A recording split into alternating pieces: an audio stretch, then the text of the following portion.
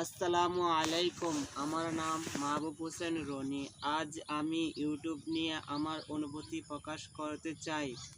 আমি একটি চ্যানেল খুলেছি যার নাম রহিম বিনোদন টিভি। অনেক দিন ধরে আমার ইচ্ছে ছিল ভিডিও তৈরি করে ইউটিউবে আপলোড করব, কিন্তু একটি বড় সমস্যা ছিল।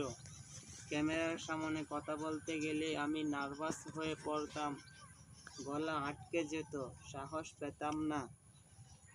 অবশেষে একদিন ভাবলাম আর দেরি নয়, এমনি শুরু করতে হবে।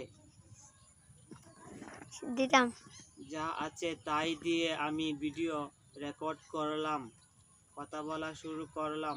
আর আমার উদ্দেশ্য হলো নিজের কন্টেন্ট মাধ্যমে মানুষের উপকার করব।